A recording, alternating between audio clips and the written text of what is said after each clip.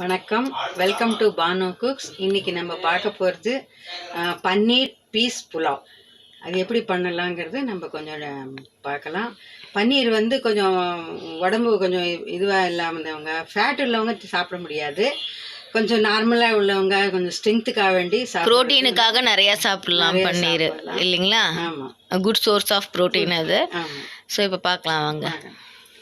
தேவையான பொருட்கள் பார்க்கலாம். ஃபஸ்ட்டு கொத்தமல்லி, புதினா, உருளைக்கிழங்கு, yellow capsicum, beans, carrot, red capsicum, green capsicum.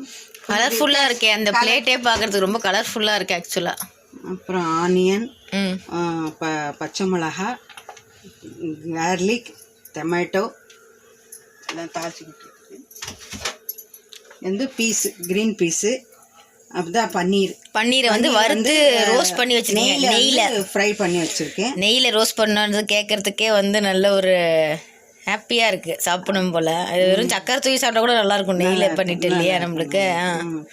இது வந்து இஞ்சி பூண்டு பேஸ்ட்டு. ஓகே, இது வந்து தாளிச்சு கட்டுக்கிறதுக்கு மசாலா சாமான், பட்டை, ஏலக்காய், கிராம்பு, இலை, பன்னீர் பூ.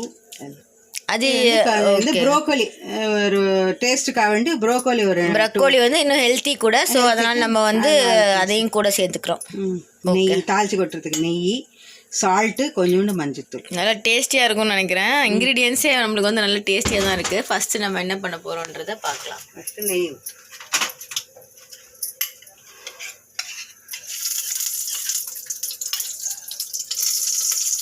ஃபஸ்ட்டு நம்ம அடுப்பை பற்ற வச்சுட்டு நெய் ஊற்றிக்கணுங்க.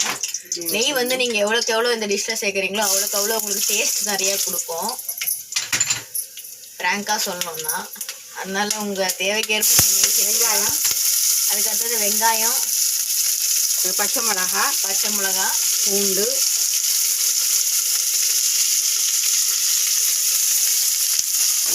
சேர்ந்து ஒரு வதக்கிக்கோங்க.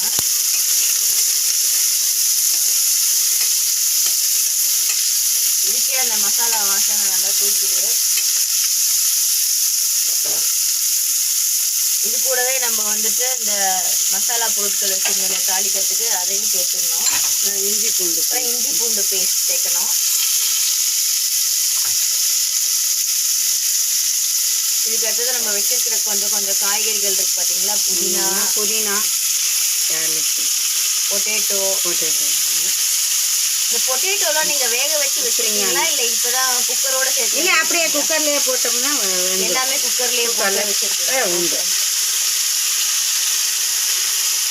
கேப்சிகம், எல்லா வெரைட்டிஸான கேப்சிகமும் போட்டுட்ருக்கேன். பீன்ஸு. இப்போ நம்ம பார்த்த அந்த இன்க்ரீடியன்ஸ் எல்லாத்தையுமே போட்டாச்சு. இது எல்லாத்தையும் நம்ம வந்து மிக்ஸ் பண்ணிக்கிறோம். இதுக்கு உப்பு எப்போ சேர்க்க போகிறீங்க? ஏதோ உப்பு வருது. காரம் ஜாஸ்தி வேண்டாம், குழந்தைங்க சாப்பிட்றதுனால ஒன்லி க்ரீன் சில்லிஸோட போதும். காரம் ஜாஸ்தி வேணும்.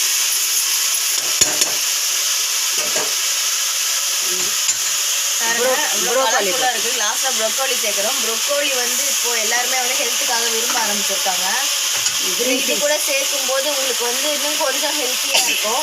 க்ரீன் பீஸ் சேர்த்துருக்கோம். அடுத்தது டொமேட்டோ. லாஸ்ட்லேயும் டொமேட்டோ சேர்த்துக்கலாங்க. மறுபடியும் ஒரு ரொட்டேஷன் பண்ணிக்கோங்க. அதை பார்த்தீங்கன்னா ஃபுல்லாக வெஜிடபிள்ஸாகவே இருக்குது பாருங்கள் உங்களுக்கு மொத்தமாகவே. ஸோ பார்த்தீங்கன்னா இன்னும் உங்களுக்கு ஃபுல்லாக நியூட்ரியன்ஸ் நிறைந்ததாக இருக்கும். இது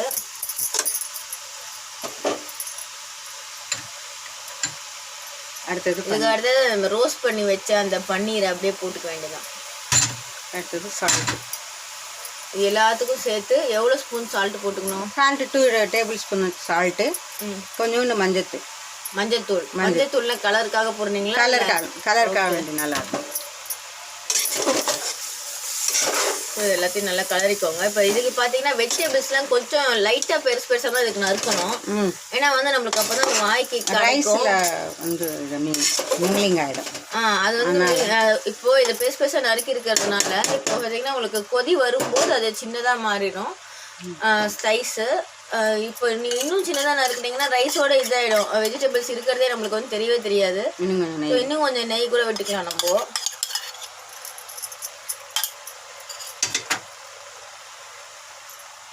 இதுக்கு அடுத்தது இப்போ நம்ம இது எல்லாத்தையுமே வேக வைக்க போவோம் இல்லையா? ரைஸ் கூட நம்ம இதை லாஸ்ட்ல சேர்க்கணுமா இல்லை எப்படி? ரைஸ் சேர்த்து பேட்டு எடுத்துட்டு அப்புறமா ரைஸும் இது கூடயே போட்டுற போகிறோம். ஓகே, ரைஸ் வந்துட்டு நம்ம இது இப்போ நம்ம சேர்த்த எல்லா வெஜிடபிள்ஸும் ஒரு கப் சேர்த்துருக்கோம். இது எவ்வளோ கப் ரைஸ்க்கு? இது 3 கப்ஸ் ரைஸ். 3 கப்ஸ் ரைஸுக்கு 1 கப் வெஜிடபிள் இருந்தால் போதும். ஒரு 5 பேர் சாப்பிடலாம். 5 பேர் சாப்பிடலாம். ஓகே,